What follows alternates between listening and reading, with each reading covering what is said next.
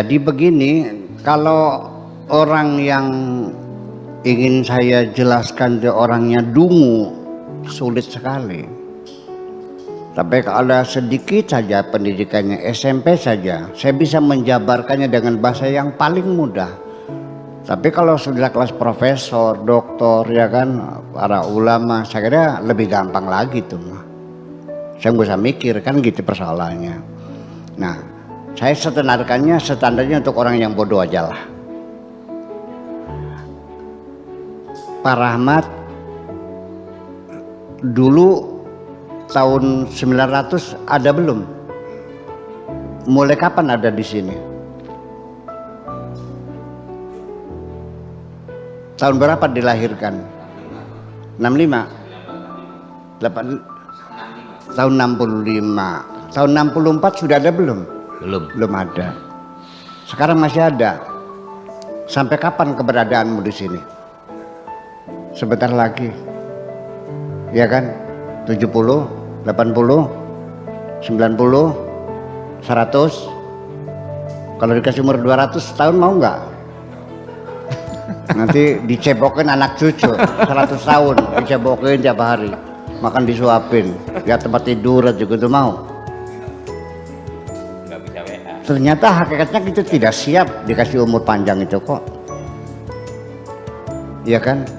Nah, Pak Rahmat lahir ke alam dunia ini usulannya siapa? Yang pengen lahir di sini siapa? Bapak ibumu juga enggak kok. Bapak dan ibu kita dulu tidak sengaja bikin kita kok. Pengen cari senang sendiri. Kita lahirkan akibat dari. Iya, bagian dari ibu bapak kita mencari kesenangan kan. Iya dong. Risikonya kan begitu persoalannya. Jadi laki-laki siapa? Jadi ternyata kita tidak dilibatkan. Lahirnya kapan, di mana, dari perut siapa, laki-laki atau perempuan, pinter atau bodoh, cerdas atau goblok, kan nggak ada. Nggak ada. Kita nggak pernah ngisi daftar formulir kok. Sejak kapan Anda merasa punya kemampuan? Nggak jelas.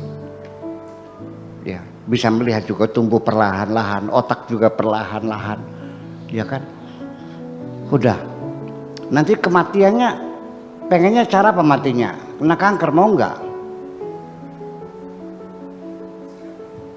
Tabrak mobil? Pelan-pelan. Kena jantung? Dan kita tidak boleh milih. Tidak boleh milih. Jadi semua apapun yang kita lakukan itu juga diciptakan Tuhan juga. Wallahu khalaqakum wama taf'alun. Allah mencipta kamu dan mencipta perbuatan-perbuatan kamu. Memangnya Anda terlibat memutarkan darah sekutul badan ini? Apakah Anda terlibat mau memompa jantung Anda? Apa Anda terlibat mengembangkan paru-paru Anda, memompa oksigen? Enggak kan? Rambut Anda panjang, Anda yang memanjangkan atau panjang sendiri? Semuanya terima beres kok. Bagaimana makanan dikelola dalam perut kita, digiling, ya ada mesin katalis di situ memisahkan protein, vitamin, gizi segala macam. Ya, dimasukkan ke darah, sisanya dibuang sampah. Ikut bekerja enggak? Enggak kok. Masih nggak yakin juga. Kita terima beres semuanya itu. Jadi dari mana kita merasa mampu, itu satu persoalannya. Nah, jadi pada akhirnya orang ini sendiri dalam surat wailul likulli humazatin lumaza alladzi jama'a malahu wa adadah yahsabu anna malahu akhlada. Orang itu kalau uangnya banyak itu yakinnya saya akan abadi. Tidak, la yumbazana fil hutama. Dilemparkan ke hutamah di situ. Nah, jadi artinya bahwa ketika kita menyadari kita ini sebetulnya hanya main-main, dihadirkan, digerakkan, dikasih makan, dikasih minum, segala macam. Terus mau yakin juga. Terus setiap hari kita melihat orang mati. Yakin nggak Anda mati? Yakin kan? Tapi kenapa lupa? Orang banyak lupa mati kok. Padahal pasti kan setiap hari kita melihat. Bahkan Pak Lebe yang tukang mandiin mayat nih, habis mandiin mayat, istrinya kan nunggu, nggak pulang-pulang juga. Sudah selesai belum mandiin mayatnya? Udah Neng, masih ada satu lagi dimandiin katanya. Janda. Ya, baru memandikan mayat saja dia sudah pacaran lagi kan? Iya. Nah itu kan, jadi tidak menyadarkan seperti itulah kita. Jadi itu satulah seperti itu. Nah, bahwa di mana letaknya kesungguhan hidup dan main-main hidup ini? Hidup ini main-main, tetapi dalam permainan kita diikat dengan etika, dengan norma-norma dalam bermain. Disesuaikan dengan peran yang Anda lakukan. Apa jadi seri, jadi pemain apa? Jagoan, apa sebagai pemain sampingan, apa jadi tukang becanya, apa jadi babunya, apa jadi rajanya, kan semuanya nggak mungkin. Nah, yang namanya sandiwara, novel, cerita, cerpen apa saja kan harus ada konflik, logika konflik. Dari sejak awal saja logika konflik itu sudah dibentuk oleh Allah.